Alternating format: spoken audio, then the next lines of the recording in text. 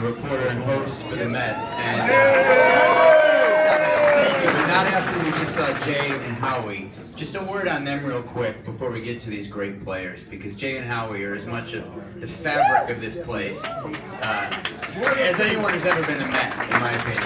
And I mean, I was saying to them in the back, following them up here is like following the Who. Like, thanks a lot. Here I am, guys. But the institutional memory on those two guys, I think with Jay, Howie, and Gary Cohen that we have around here is irreplaceable.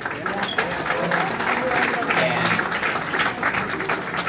of course we're sad to lose Howie to retirement at the end of the year. We're so lucky to still have Jay around. So before we get to the players again, how about a hand for the two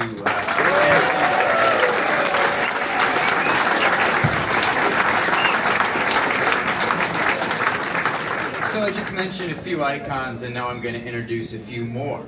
Please welcome to the stage, first, you know his entire resume, so I want to update it a little. Author of a brand new book that's just about to come out, that you should order. Pretty good hero himself.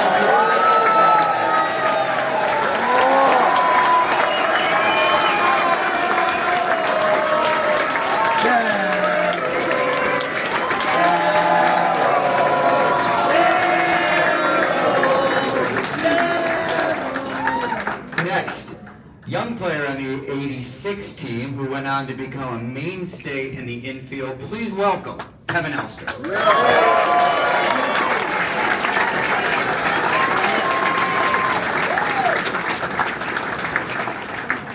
A pitcher who was here before things got good and then got to enjoy when things did. Please welcome Mr. Doug Sisk.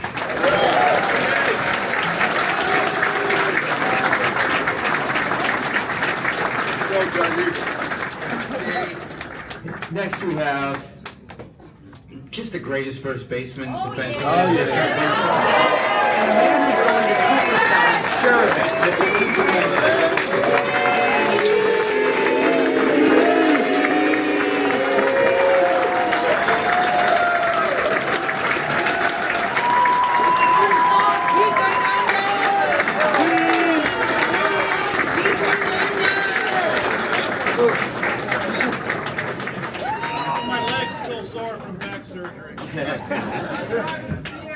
There you go. There you go. And you notice we have Keith and Darryl separate by a few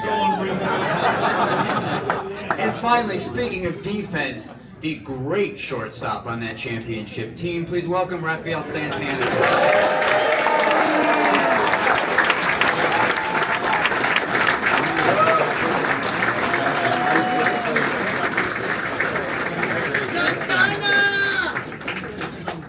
Here we go. We have 5 fascinating characters in about 20 minutes. So we're gonna do. We could go on for hours, but what we're gonna do here, I'm gonna ask each of you guys a question. Then we're gonna hit a little rapid fire round. No wrong answers, but on that one, first thing that comes to your mind. But first, just a couple of questions, one for each of you. Start with Doug. Before all this, because before any of this iconic stuff happened, you were part of a beautiful day in Mets history that might not be as well remembered. You were the winning pitcher in 1983 when Tom Seaver returned to the team. Can you tell us a little bit about that day? What works? Yeah, I had no idea. If I had known I was going to be in that ball game, I probably would have hid. Because the fans were crazy with him. We couldn't even hear his name being announced as he walked down the field. It was something. And growing up, he was my favorite pitcher, him and Jerry Koosman. And I could name the entire infield when I was with the Mets. But it wasn't with the Mets, it was in Seattle. And I always thought I won the lotto when I played in the big leagues, but this was more. To have your name in a box score with that man. And I don't know, it was against the Phillies. Yep. And Steve Carlton was pitching, and Seaver was pitching. I think there was 5 Cy Youngs on that field at the same time. I don't think you're going to see that. And I got lucky enough to strike out Tony Perez to end it. And then only the next day did I figure out what the hell I had done. What is that? That crap out of me. I bet. Rafi, you were a player who came over as a young guy from the Cardinals organization. What did joining this team that was on the rise mean to you and do for your career? Well, I tell you what, to me, it was not hard to make the adjustment because I know Keith from St. Louis. So when I got here, I feel like I was home because he was one of the guys that got his win in St. Louis. So I tell you what, ever since I got here and I saw Keith and you and those guys, I felt like this ball club was on the rise. And then we get guys like Darlings and Rogers and Sid and Ducky and those guys, Dwight, as everybody knows. And then that was the the team that in a couple of days we know we were going to be at the place where we wanted. Yeah. Kevin, being a very young player at that time, is there anything you took with you for the rest of your career that you learned from the Keiths and the Ray Knights and the Garys and all the guys that Rafi just mentioned? No, I didn't learn anything from those.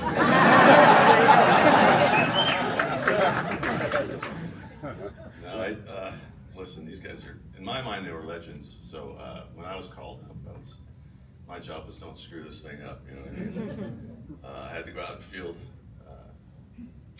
when they pitch it for Ralphie, and my whole thing was just don't screw it up. Keep the ball in front of you, and don't screw the thing up. That was it. There you go. And I really did learn a lot from these guys, by the way.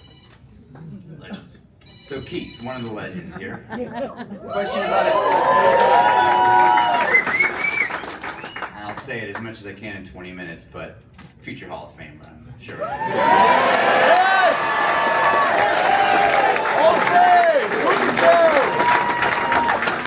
But my question is about another guy from this team who's not up on this particular panel, Ronnie Darling, who you've had two different experiences being his teammate. This one's been 20 years in the broadcast booth, so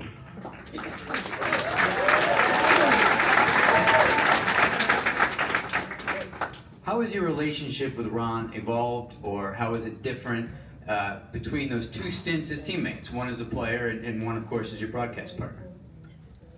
It's gotten worse. That's probably true.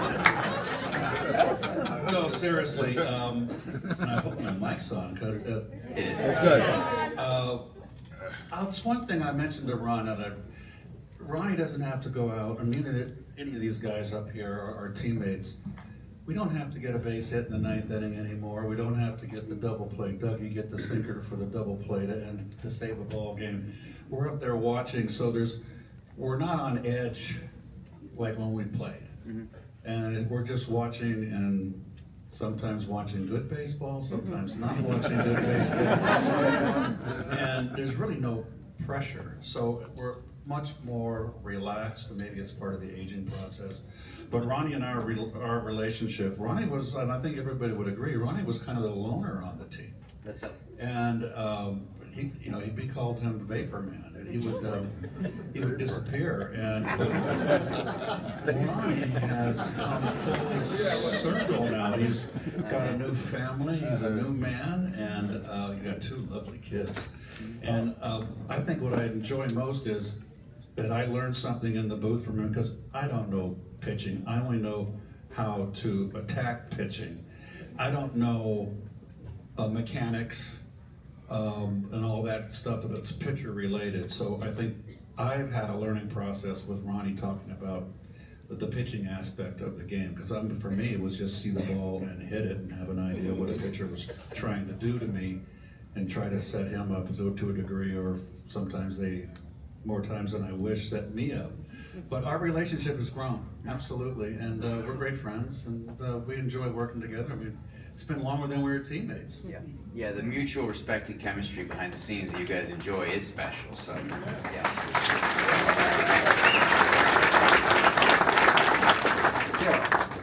You are around this club a lot.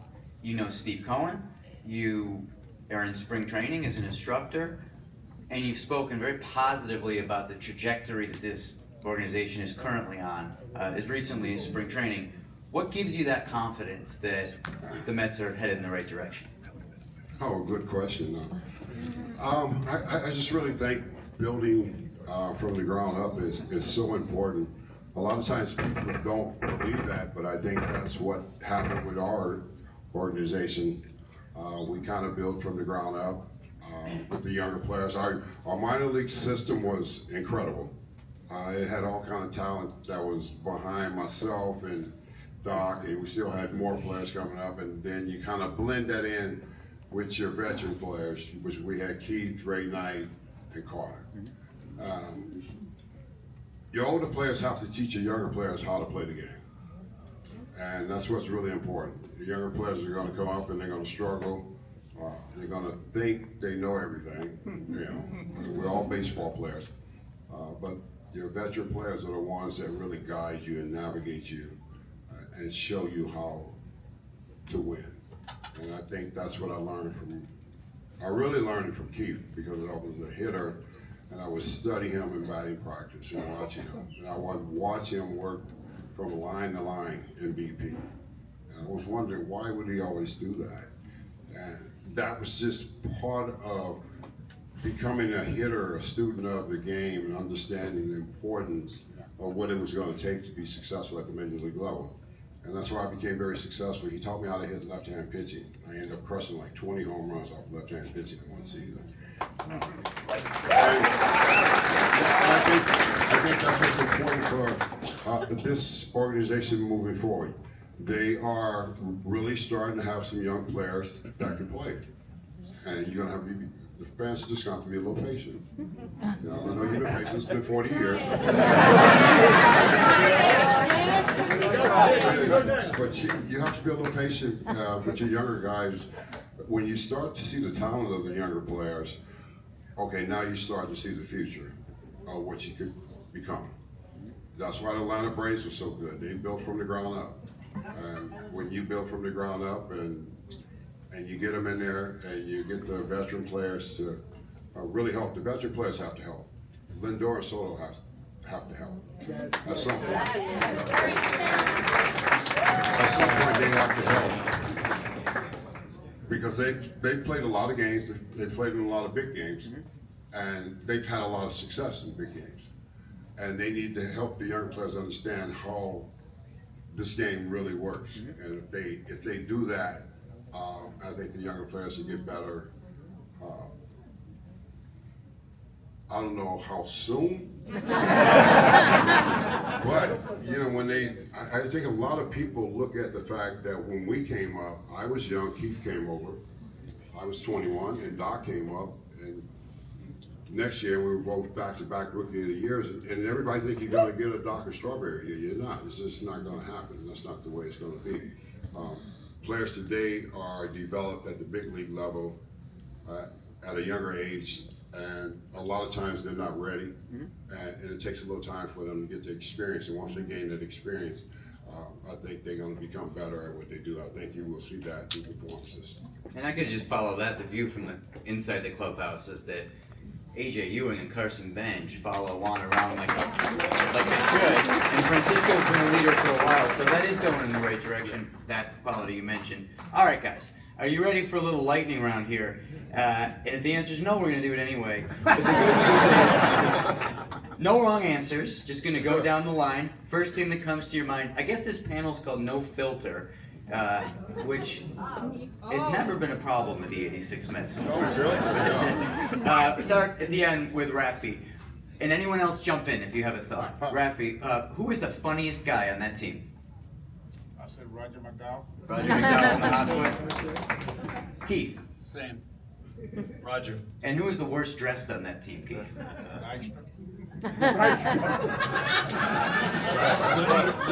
Lenny even was a pigpen in a uniform.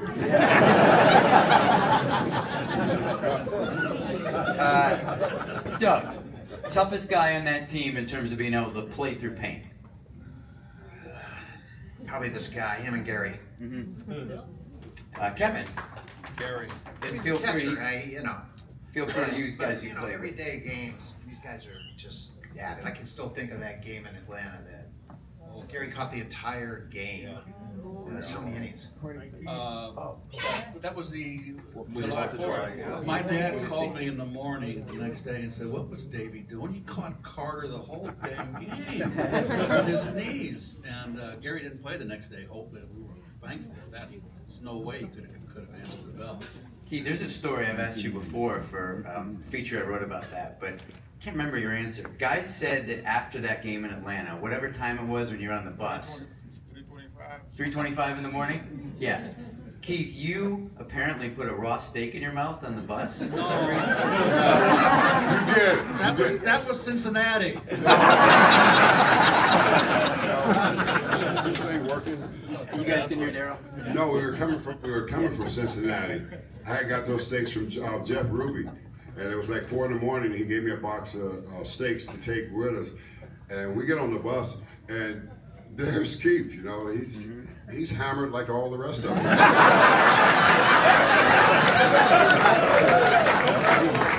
I only had a 6-pack of Michelob. So he takes his hand, the steaks. He sees my steaks. He said, well, what are those? I say, steaks. He pops the box open, and he takes the steak out, and he rips one out, and he puts it in his mouth and starts eating it. There you go, sounds right. Hey, it's steak tartare. There you go. Kevin, what opposing pitcher scared you guys the most? And feel free, because you were young that year, to go the next few years. I don't think they scared these guys much at all. They scared the hell out of me. I don't know, anybody threw hard, to me, right-hander threw hard with a nasty slider, which was just about everybody in those days. It scared me. But listen, I was just a kid. They brought me up from AA. I was there to, like I said, play some defense, and I was just watching and observing and trying to soak up as much as I could from guys like Keith and Darryl. And that's exactly what I did. And man, thank God it worked out, or else I wouldn't be here. Okay, so Darryl, I want to start going down the line. We only have a few minutes left, and this has been a lot of fun. You guys are as funny as you always are, but on a slightly more, a note with a little more depth to close it with, what do you all, starting with Darryl and down the line, 40 years later, miss most about being part of that group? Well, I think I miss the brotherhood of what the team was all about, the toughness and the grit that we had, and how we had each other back. You didn't want to mess with us once we stepped on the field. You know, it was just like, you know, I just remember the fact that this is how good our team was, and I just remember the fact, you know, like Carter hit a home run, and I was the next hitter, and the pitcher drills me. And I couldn't get to him, but the whole team got to him. So, I mean, that's just the kind of ball club that we had. Yeah. You know, everybody believed in each other. And you know who believed in us more than anything was Davey Johnson. And that's spring training. That's great. Kevin. Yeah, listen, this team, this was my first team, my first real experience with a team. And of course, we win the World Series, and I thought, well, this is easy. But what I learned from this team was like Darryl said. I could say ditto, just what Darryl said. But this was a true brotherhood. These guys were together, and they went into each city. And I mean, I can't curse, but they wanted to kick ass and take names in every single city they went to, and they did. And like I said, I joined the team a little bit late, but I got indoctrinated into that Mets philosophy. I carried that with me all through my career here in New York. The absolute best place. Believe me, I've played everywhere. This is the best place to play.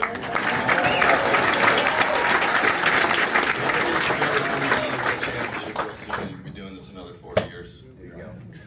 Doug, what do you miss most? Fans, probably, because you know, I had my. Why, because they booed you? You guys made us. You guys did it. You started the third-party talk and all of it, but no, the guys, obviously, and it reminds me of how damn hard it is to get to where we are right now. There is no way in hell that any one of us thought it was easy. It was not going to be easy. Injuries and everything, no, it was. That's what I miss. And my wife's tired of listening to my crap anyway. So I just kind of said that, you know, Doug, because the bowling was fun. It was great. I loved it because I was crazy. So I was like from South Central LA.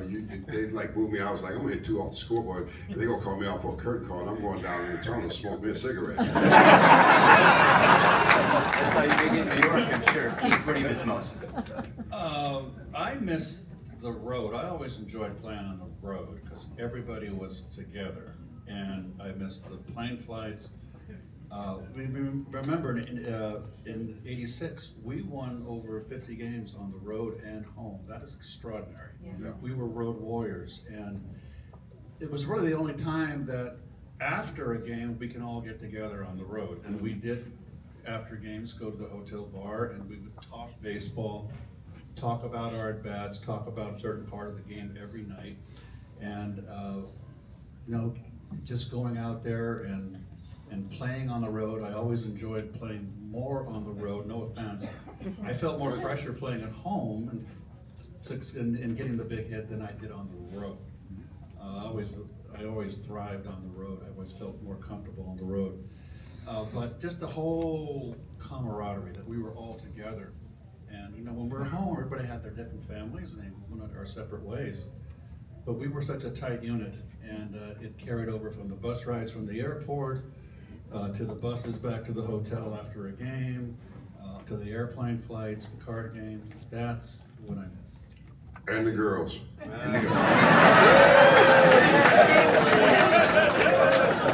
called Little Filter. Rafi, what do you got? Yeah, we talked a lot of baseball. That's overrated. You know what? It was like Darryl said, that brotherhood we had, we probably had the best chemistry in the game. And then that's why we won like close to 40 games coming from behind after the 7th inning, because we stick together. And we say, and then we take BP at 5:15 in the afternoon, and we get to the ballpark at 2 o'clock. Yeah. We play cards, we play dominoes, we talk baseball. The game was over, we don't try to beat the crowd, so we stay there, we have a couple of drinks, we smoke a couple of cigarettes, and then when the game was on, we went home. Then we went to get them girls. Go ahead.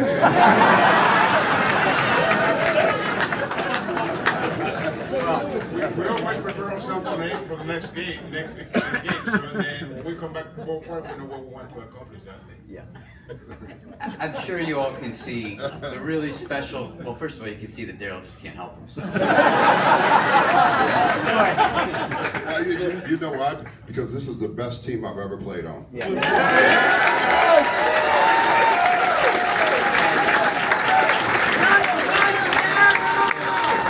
Special chemistry between all these guys in any grouping, you can feel it in the room. And I just want to say to close that for myself, and I'm sure for all of you, just the word privilege, it's our great privilege to be in the room with you five. So thank you.